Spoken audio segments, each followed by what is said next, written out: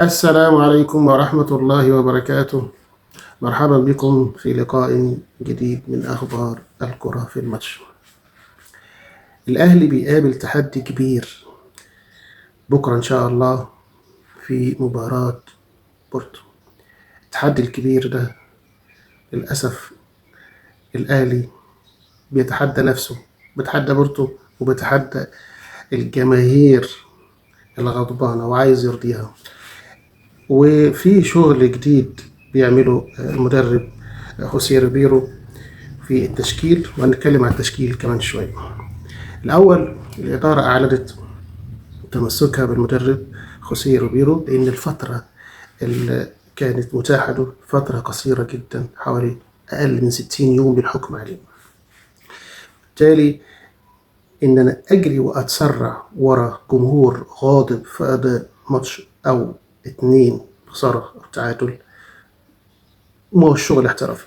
بالنسبة للأهلي مش شغل احترافي، بالنسبة لإدارة الأهلي وقيمة الأهلي وتاريخ الأهلي مش شغل احترافي.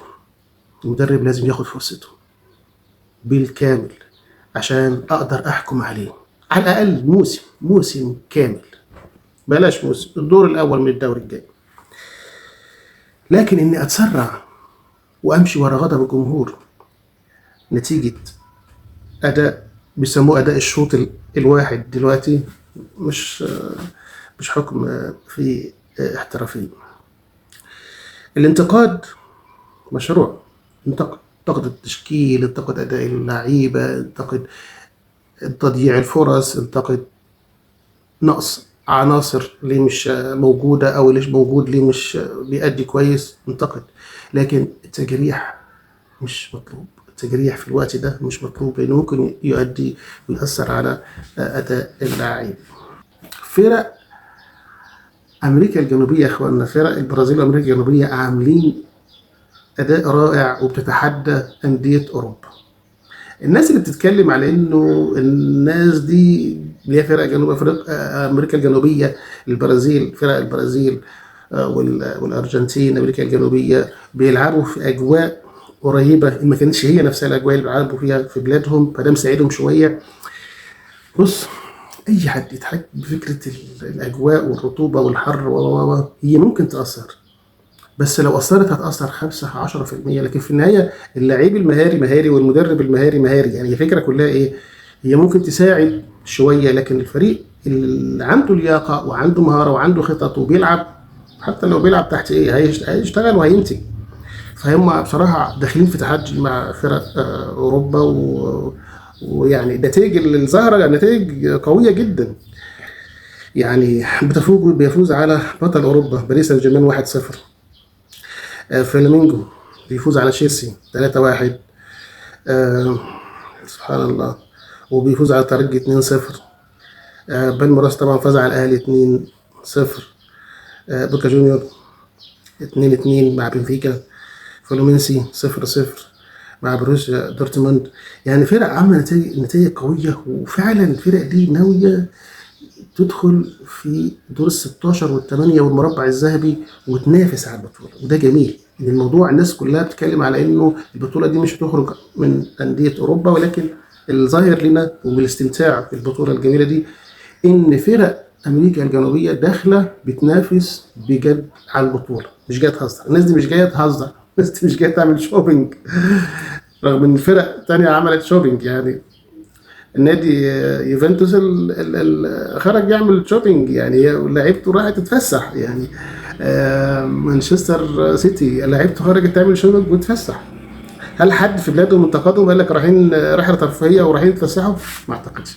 في حاجات كده بتبقى خاصه، لها خصوصيه بس بالفرق الافريقيه. كان في خبر تاني ان الاهلي كان مدعو البطوله العربيه اللي تقام في قطر، وان الاهلي كان مدعو مع الزمالك وبيراميدز، الاهلي بصفته بطل الدوري وبيراميدز الثاني والزمالك بصفته بطل الكاس. لكن الاهلي بيعتذر لانه محتاج معسكر، محتاج يعمل راحه للعيبه بعد البطوله دي 15 يوم على الاقل، وبعدين يعمل معسكر في اوروبا استعدادا للموسم الجديد.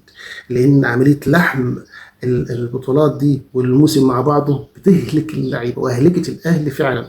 واعتقد الناس كتير متفقة على إن المستوى اللي ظاهر بيه الأهلي في الفترة دي سببه إن الموسم ملحوم مع نهاية الدوري، فبالتالي مفيش فترة راحة الجسم والعضلات والناس تستقر وتهدى وتبدأ تستعيد نشاطها. على فكرة حتى يعني بعض النقد اللي كانوا بيقولوه لبعض الأندية التانية سواء في أوروبا أو أفريقيا كانوا بيتكلموا على فكرة كده، فكرة لحم المواسم، ومع نهاية الموسم في أفريقيا وفي أوروبا أدى بدون راحة اللعيبة، أدى للكوارث في بعض المستويات، إن فرق في أوروبا بتتعادل وبتتغلب يعني، وده طبعا ناس كتير مستغربوه.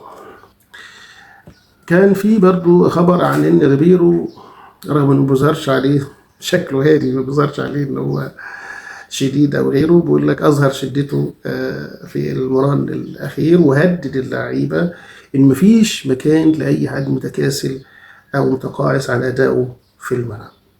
أي حد مش هيثبت نفسه يا دكة الاحتياطي لا يستغنى عنه النادي.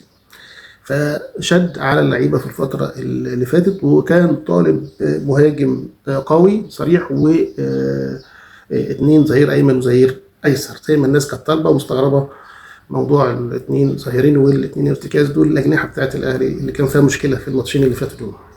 ان شاء الله مجلس الاداره يلبي له الطلب ده.